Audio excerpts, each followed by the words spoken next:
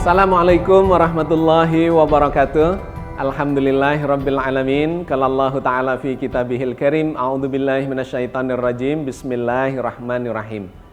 Wa ma khalaqnas samaa'a wal arda wa ma bainahuma la'ibin. Wassalatu wassalamu ala nabiyyina Muhammadin wa ala alihi wa ashabihi wa ummatihi ajmain.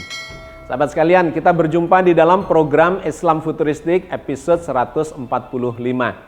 Kita akan melakukan kajian masih terkait dengan perkembangan teknologi nuklir di tingkat dunia dan yang mulai merambah ke Indonesia.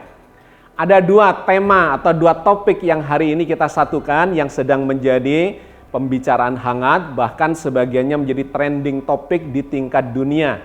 Yang pertama terkait dengan dibuangnya limbah nuklir Fukushima, Jepang ke Samudra Pasifik yang menuai kontroversi dan pro kontra di tingkat global. Yang kedua, kita akan membahas terkait dengan proses persiapan pembangunan pembangkit listrik tenaga nuklir di Indonesia yang prosesnya sedang berlangsung dan kemudian diperkirakan akan dibangun teknologi generasi keempat yang paling canggih di dalam teknologi pembangkitan listrik tenaga nuklir itu. Sahabat sekalian, kenapa pembicaraan tentang teknologi pembangkitan listrik dengan menggunakan tenaga nuklir ini menghangat kembali di tingkat global? Bahkan pada tahun ini, tahun 2023 ini ada puluhan reaktor nuklir sedang dibangun. Seperti yang sudah kita sampaikan di episode yang lalu. Yang paling besar adalah Cina, di mana dia membangun 21 reaktor untuk membangun atau mendukung proses pembangunan besar-besaran yang sedang terjadi di negeri tirai bambu itu. Yang kedua, India yang juga sedang berkembang itu membangun 8 reaktor. Yang lainnya lagi di Amerika, di Prancis, di Uni Emirat Arab, bahkan di Jepang yang beberapa tahun yang lalu sempat menghentikan pembangunan reaktor nuklirnya, tahun ini mengembangkan kembali 2 reaktor di sana dan seterusnya. Silahkan kembali disimak di episode yang lalu terkait dengan betapa negara-negara maju sekarang melirik kembali untuk membangun pembangkit listrik tenaga nuklir itu. Termasuk di Indonesia, ini sedang mengalami proses untuk menyiapkan pembangunan PLTN dalam beberapa tahun ke depan ini. Kalau kemudian dipertanyakan kenapa negara-negara maju ini, bahkan negara-negara yang sedang berkembang, itu melirik pembangkit listrik tenaga nuklir, jawabannya adalah seluruh dunia negara-negara ini sedang mengalami krisis energi fosil. Di episode yang lalu sudah kita gambarkan, sudah kita kaji bahwa dunia bergantung kepada sumber-sumber energi fosil lebih dari 80%-nya, yaitu kepada minyak, kepada gas alam, dan kepada batu bara. 80% lebih bergantung pada sumber energi fosil, padahal semuanya itu sedang decline, sedang menurun, dan diperkirakan dalam beberapa dasawarsa ke depan itu sudah akan habis. Minyak diperkirakan hanya bertahan sekitar 40 tahun untuk level dunia. Sedangkan gas alam diperkirakan bertahan 60 tahun. Dan batu bara tidak akan lebih dari 100 tahun. Dan yang kemudian memprihatinkan, kita lihat penggunaan energi fosil itu semakin tinggi dan lebih cepat daripada yang diperkirakan. Sehingga krisis ini semakin membesar dan menguat, maka habisnya energi fosil itu pun diperkirakan akan lebih cepat dari yang diperhitungkan. Karena itu berbagai negara dan termasuk Indonesia itu sedang melirik sumber-sumber energi lain dari energi baru dan terbarukan. Ada 4 kriteria yang diharapkan dari sumber energi baru dan terbarukan itu. Yang pertama, sumber energi itu adalah tersedia secara berlimpah dalam kurun waktu yang panjang. Yang kedua adalah bersih, tidak menghasilkan polutan yang membahayakan lingkungan hidup kita ini. Karena yang menjadi krisis sekarang ini di tingkat global, yang pertama adalah cadangan dari sumber energi yang semakin tipis, dan yang kedua adalah kerusakan lingkungan yang luar biasa disebabkan penggunaan energi fosil itu. Yang paling besar itu adalah dari batu bara yang memunculkan abu hasil pembakaran dan gas-gas rumah kaca yang kemudian memunculkan masalah lingkungan yang sangat serius. Yang kedua di bawah batu bara adalah minyak, di mana kalau batu bara itu digunakan pada level industri dan pembangkitan tenaga listrik, maka minyak ini selain di level industri juga digunakan sebagai sumber energi bagi kendaraan bermotor atau transportasi. Dan kita lihat efeknya itu langsung terasa pada kualitas udara, kualitas atmosfer di sekitar kita. Yang ketiga, yang relatif lebih bersih adalah gas alam. Tetapi poin pentingnya, ketiga sumber energi ini semakin tipis persediaannya dan memunculkan masalah lingkungan hidup yang meningkatkan panas atau suhu dari bumi ini, sehingga disebut global warming, bahkan juga disebut sebagai global boiling. Sudah mendidih ini dan memunculkan masalah-masalah ikutannya terkait dengan iklim yang semakin tidak bisa diprediksi. Sahabat sekalian, maka berbagai negara sedang mencari solusinya dari sumber-sumber energi yang satu, cadangannya harus berlimpah, yang kedua harus bersih secara lingkungan, yang ketiga aman untuk dioperasionalkan dan tidak memunculkan masalah-masalah terkait dengan keamanan secara politik maupun militeristik. Dan yang keempat, kalau bisa menghasilkan listrik atau energi yang harganya lebih murah dari energi fosil yang sekarang sedang dipakai dan menjadi kebergantungan dari berbagai pengguna energi itu. Dan ternyata hampir semua negara yang sedang membutuhkan atau mencari solusi terhadap krisis energi itu menyepakati pilihannya adalah teknologi nuklir, sumber energi nuklir yang jumlahnya di tingkat dunia itu dikatakan hampir-hampir tidak terbatas, sangat berlimpah, bisa menyangga kebutuhan pengembangan peradaban manusia di muka bumi ini lebih dari 500.000 tahun ke masa depan. Itu dari segi sumbernya. Yang kedua adalah dari sisi teknologi. Dalam 2 dekade terakhir ini telah berhasil dikembangkan teknologi pembangkitan energi nuklir generasi yang keempat.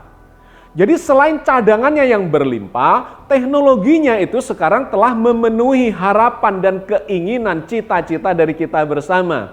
Yang pertama, teknologi pembangkitan listrik bertenaga nuklir generasi keempat ini ternyata memiliki efisiensi yang sangat tinggi dibandingkan generasi-generasi yang sebelumnya. Sehingga cadangan yang sudah berlimpah itu akan menjadi lebih panjang usia pemakaiannya dikarenakan teknologinya lebih efisien. Yang kedua, dari segi bangunannya kemudian bisa lebih disederhanakan. Dikarenakan efisiensi yang tinggi itu dan nanti kita lihat teknologinya lebih maju, maka tidak membutuhkan ukuran yang besar lagi. Melainkan ukurannya bisa dibikin sedemikian rupa sehingga sangat efisien. Yang ketiga, ternyata lebih murah dibandingkan energi yang dibangkitkan dari tenaga fosil. Yang keempat, teknologi generasi terbaru ini dikatakan sangat bersih karena limbahnya hanya menghasilkan hidrogen. Sedangkan zat-zat radioaktifnya itu adalah radioaktif yang tidak bisa digunakan sebagai bahan untuk membuat bom nuklir misalnya. Jadi secara berganda di situ ada benefitnya. Di satu sisi limbahnya bersih bisa diterima oleh lingkungan, dan yang kedua hasil pembelahan fisinya tidak bisa digunakan sebagai senjata. Ini berbeda dengan generasi yang sebelumnya, di mana limbahnya hasil fisinya itu diantaranya plutonium dan kemudian uranium yang bisa diperkaya kembali, itu bisa dijadikan sebagai bahan membuat bom nuklir. Nah, di generasi yang terakhir ini itu sudah diantisipasi oleh para ilmuwan, para teknolog agar tidak bisa digunakan sebagai bahan bakar untuk membuat bom nuklir. Jadi sahabat sekalian, ini adalah teknologi mutakhir generasi keempat yang diidam-idamkan, diharap-harapkan oleh berbagai negara untuk menjadi solusi dari krisis energi yang sedang terjadi, sedang melanda dunia kita ini. Termasuk Indonesia.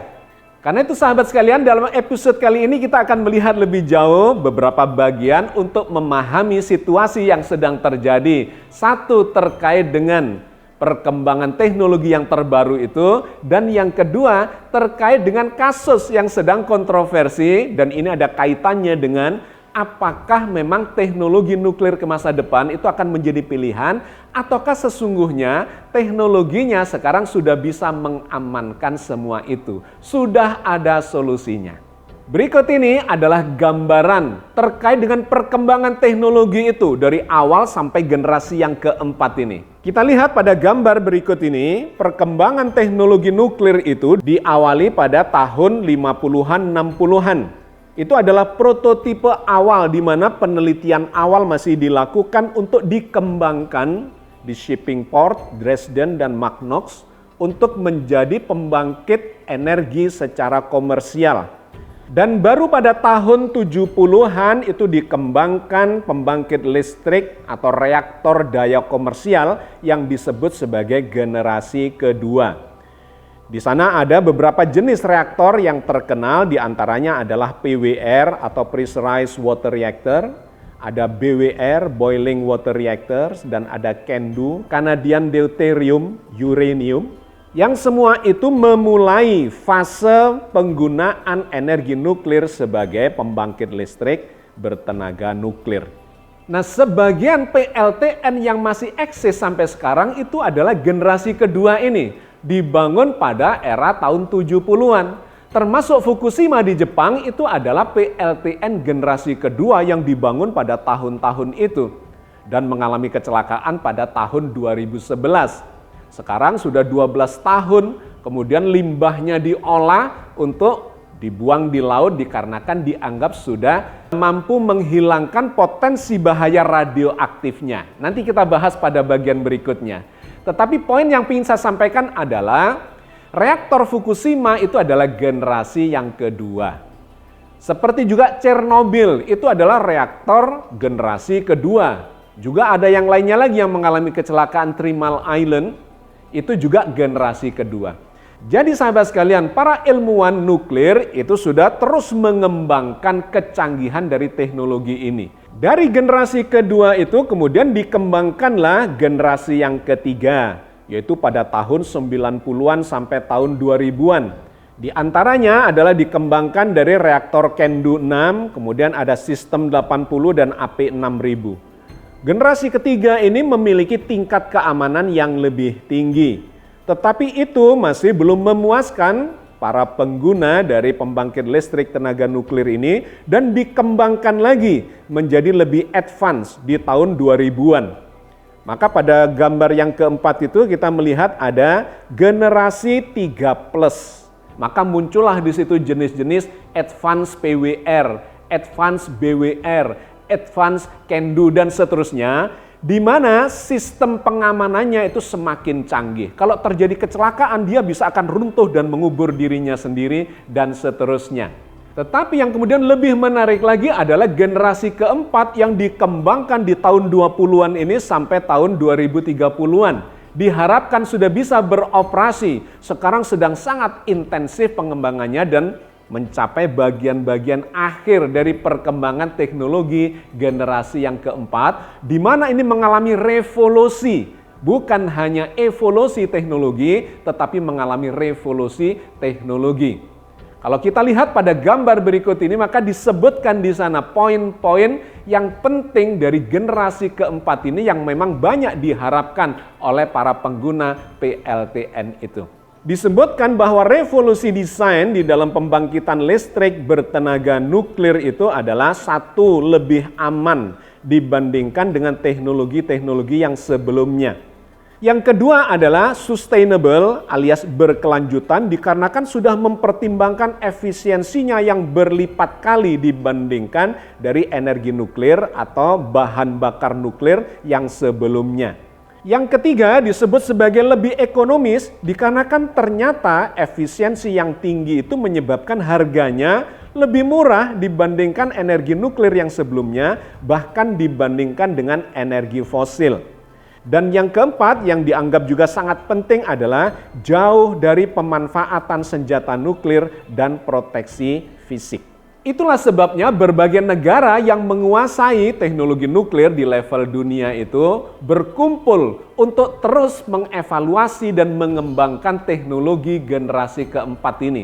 Ada 13 negara diantaranya Amerika, Rusia, Prancis, Inggris, Cina, India, dan seterusnya, yang kemudian mereka ini menemukan 6 jenis reaktor yang bisa disebut sebagai revolusi desain dari generasi keempat itu. Di mana secara umum bisa dibagi menjadi 2 bagian. Yang pertama adalah menggunakan neutron cepat yang disebut sebagai fast reactor. Ini tidak akan kita bahas karena terlalu teknis, tetapi poin pentingnya adalah dengan menggunakan neutron yang berkecepatan tinggi, maka bisa menghasilkan energi yang lebih besar. Dan yang kedua adalah yang disebut sebagai reaktor suhu tinggi, di mana reaktor itu dioperasikan dalam suhu tinggi dan menghasilkan efisiensi energi yang sangat besar. Dan itu salah satunya yang akan dibangun di Indonesia yang sedang dipersiapkan. Oke sahabat sekalian, sebelum kita melanjutkan kajian kita untuk melihat perkembangan yang ada di Indonesia, sebuah teknologi dari generasi keempat yang insya Allah sekarang sedang berproses dipersiapkan untuk dioperasikan pada tahun 2030. Kita menengok sebentar ke Jepang dikarenakan muncul kontroversi limbah dari reaktor Fukushima yang sudah berusia 12 tahun mengalami treatment itu. Mulai tahun ini atau bulan ini dalam setahun ke depan berangsur-angsur limbahnya dibuang ke Samudra Pasifik. Apakah ini membahayakan? Sahabat sekalian, sesungguhnya poin penting dari limbah nuklir itu adalah pada pengolahannya. Ketika dia sudah diolah dan kemudian sudah dipisahkan semua kandungan isotop atau elemen-elemen unsur-unsur radioaktifnya, dan tinggal air limbahnya saja, maka sesungguhnya itu tidak membahayakan lingkungan ketika kandungan radioaktifnya memang sudah lebih rendah dari yang diizinkan. Nah, terkait dengan air limbah dari Fukushima ini sesungguhnya sudah diolah selama 12 tahun ini. Mulai dari tahun 2011 sampai sekarang ada sekitar 1,4 juta ton air limbah yang akan dibuang ke Samudra Pasifik. Dan ini sesungguhnya di dalam pengawasan Lembaga Nuklir Internasional IAEA. Yang mereka memiliki syarat-syarat bahwa limbah nuklir itu bisa dibuang ke lingkungan ketika kadar radioaktivitasnya tidak lagi membahayakan lingkungan. Nah, itu ada angka-angka yang bisa digunakan untuk mengukur apakah limbah itu masih berbahaya atau tidak. Fukushima ini sebagai reaktor generasi kedua itu menggunakan bahan uranium 235 yang diperkaya, yang kemudian menghasilkan limbahnya itu ada sekitar 64 unsur-unsur radioaktif yang harus diolah dan kemudian dipisahkan dari air limbahnya. Nah, Jepang sudah berhasil mengolah limbah ini, mengambil 62 unsur-unsur radioaktif yang berbahaya itu. Di antaranya hasil fisi dari reaktor itu misalnya ada plutonium, ada uranium, kemudian ada cesium, yodium, strontium. Itu adalah elemen-elemen yang berbahaya yang sudah bisa diambil, dipisahkan dari air limbah itu. Dan hanya 2 elemen saja yang tidak bisa dipisahkan karena sudah terikat secara ionik di dalam air limbah itu, yaitu karbon 14 dan tritium. Tetapi ketika diukur kadarnya sesungguhnya sudah sangat jauh dari yang dipersyaratkan oleh IAEA. Menurut WHO, air minum yang kita konsumsi ini sesungguhnya juga mengandung tritium itu dan memancarkan radioaktivitas, tetapi kadarnya sangat rendah. WHO memberikan batasan sekitar 10.000 becquerel per liter. Nah, limbah dari Fukushima ini sudah diturunkan sepertujuhnya, hanya tinggal 1.500 becquerel per liter. Itu pun Ketika diencerkan lagi, dimasukkan ke samudra atau dibuang ke Samudra Pasifik, terukur di sana hanya tinggal 63 becquerel per liter. Itulah sebabnya IAEA, Lembaga Nuklir Internasional, mengizinkan Jepang membuang limbahnya itu secara bertahap ke Samudra Pasifik. Dengan cara dilarutkan ke samudra itu maka akan menjadi encer dan kadar radioaktivitasnya sangat jauh dari yang diizinkan. Dan oleh karena itu, sebagian negara seperti Singapura itu tetap memperbolehkan impor bahan makanan, minuman yang berasal dari laut, dari Jepang ke Singapura. Dikarenakan memang menurut pengukurannya itu sangat jauh di bawah ambang batas yang diizinkan. Jadi aman untuk lingkungan hidup, bahkan aman untuk dikonsumsi. Hal ini perlu kita pahami agar kita tidak merasa was-was, karena sesungguhnya perkembangan atau penguasaan teknologi nuklir ini semakin canggih dan semakin bisa dikendalikan. Apalagi di generasi yang keempat ini, yang Indonesia ini diperkirakan akan segera menandatangani perjanjian kerjasamanya. Ada beberapa investor yang menawarkan generasi keempat itu ke Indonesia. Di antaranya ada dari Amerika, ya, investor dari Amerika, ada juga dari Rusia, dan ada dari Korea Selatan. Masih terjadi pembicaraan intensif dan untuk menemukan payung hukumnya serta proses-proses administratifnya agar pembangunan PLTN generasi keempat ini segera bisa dilakukan. Diharapkan pada tahun 2030 itu sudah bisa dioperasikan. Kenapa secepat itu? Dikarenakan memang Indonesia juga sedang mengalami krisis energi itu. Tidak sampai 10 tahun ke depan minyak sudah habis. Diperkirakan sekitar 20-an tahun ke depan itu gasnya juga akan habis. Dan batu baranya diperkirakan 40 tahun ke depan juga sudah habis. Bahkan ini diperkirakan lebih cepat dari itu, karena ekspornya itu semakin menggila. Kita ini justru lebih banyak mengeksplorasi energi fosil kita untuk diekspor, bukan digunakan untuk kepentingan dalam negeri kita. Sehingga kita memang tidak bisa tidak, harus segera mengalihkan sumber-sumber energi kita dari fosil itu ke energi yang baru dan terbarukan. Energi baru itu diantaranya adalah pembangkit listrik tenaga air, yang memang tidak bisa besar dikarenakan terkendala oleh lingkungan hidup yang memburuk, mata air yang semakin sedikit dan mengering, serta lokasi-lokasi dari keberadaan sungai-sungai untuk dijadikan bendungan. Demikian juga dari sinar matahari, yang memang tidak bisa besar karena terkendala hanya siang hari, tidak bisa malam hari. Jadi pasti tidak akan mencukupi untuk kebutuhan pembangunan negeri kita. Termasuk juga geotermal panas bumi yang juga sangat terbatas keberadaannya terkait dengan gunung-gunung berapi. Apalagi angin yang kadang ada anginnya kencang, ada tidak, dan seterusnya. Itu semua tidak bisa dijadikan andalan untuk mendukung pembangunan. Maka niscaya kita harus mengambil teknologi nuklir itu, tetapi bukan generasi 1, 2, 3, melainkan langsung melompat ke generasi yang keempat. Itu pun akan dikaitkan dengan bahan bakarnya yang tidak lagi kepada uranium, meskipun generasi keempat ini bisa digunakan juga untuk uranium, melainkan menggunakan bahan bakar yang lebih efisien, yaitu thorium. Energi thorium ini ratusan kali lipat dibandingkan dengan uranium. Pada pembangkitan listrik yang berdaya 1000 megawatt elektrik misalnya, kalau menggunakan bahan bakar thorium, sehari itu hanya membutuhkan 3,2 kilogram saja. Padahal uranium itu membutuhkan 680 kilogram. Jadi hampir 200 kali lipat dibandingkan dengan uranium. Bahkan kalau dibandingkan dengan batu bara, itu sehari bisa memakan 9.000 ton batu bara yang setara hanya dengan 3,2 kilogram thorium.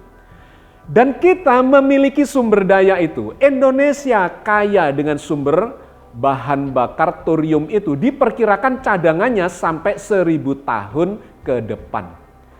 Itulah sebabnya sahabat sekalian, kita tidak bisa lagi menunggu untuk segera melaksanakan, memilih, menjalankan, dan mengoperasikan pembangkit listrik tenaga nuklir ini untuk menyangga kebutuhan pembangunan di Indonesia ini. Meskipun sampai hari ini belum diputuskan, tetapi mudah-mudahan di tahun 2024 kita menemukan momentumnya untuk memilih energi nuklir ini sebagai bagian justru menempati porsi yang besar untuk menjadi tulang punggung sumber energi pembangunan kita ke masa depan. Yang menarik, teknologi mutakhir ini memiliki tingkat safety keamanan yang sangat tinggi, berbeda dengan teknologi sebelumnya.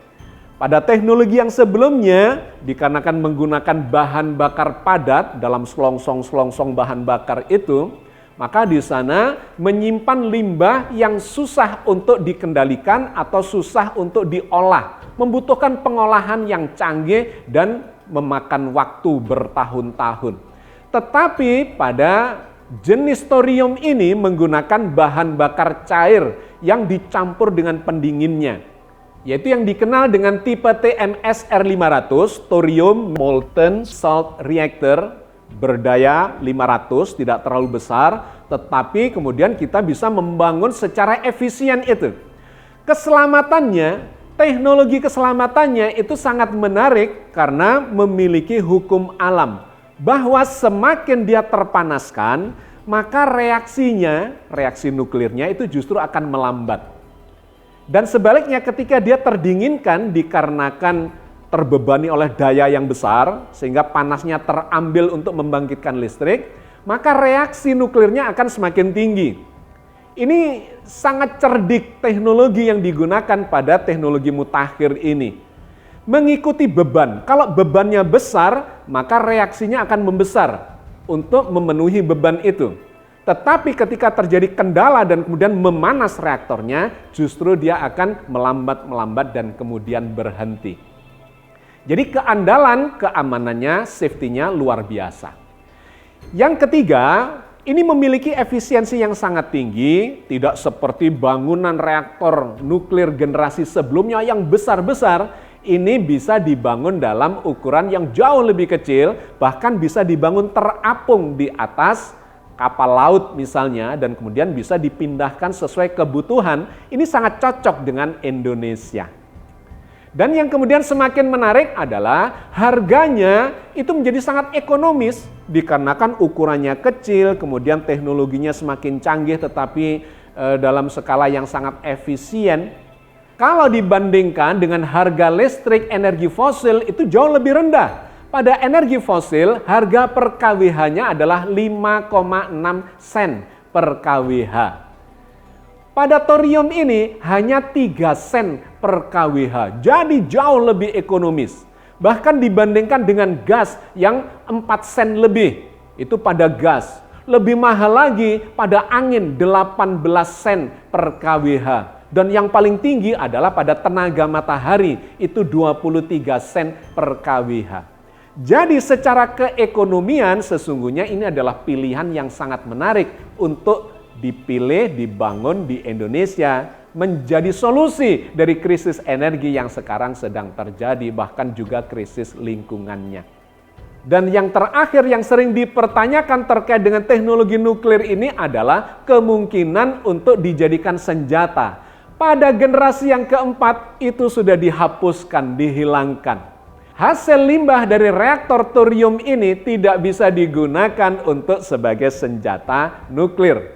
Karena limbah hasil pembelahannya itu berbeda dengan uranium alam di generasi sebelumnya yang bisa menghasilkan plutonium, bahan bom atom, atau uranium 235, 238 yang diperkaya juga bisa menjadi bom atom. Pada thorium ini akan menghasilkan uranium 232 dan 233 yang tidak bisa digunakan sebagai bahan bakar senjata nuklir. Sehingga ini teramankan. Bahkan ketika terjadi kerusakan fatal secara fisik pada bejana reaktor, itu pun tidak akan semembahayakan pada teknologi generasi yang sebelumnya. Oke sahabat sekalian, saya kira kita cukupkan kajian kita sampai di sini terhadap dua hal yang menjadi trending topik ini.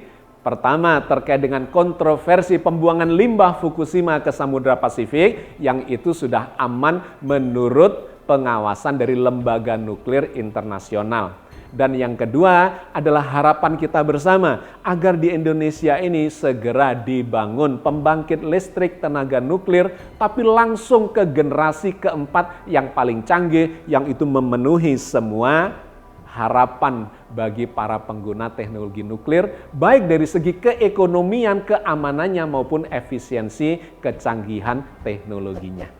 Mudah-mudahan sedikit yang kita bahas ini memberikan manfaat dan pemahaman yang baik kepada kita untuk menerima perkembangan peradaban yang semakin maju ke masa depan. Billahi taufik wal hidayah. Assalamualaikum warahmatullahi wabarakatuh.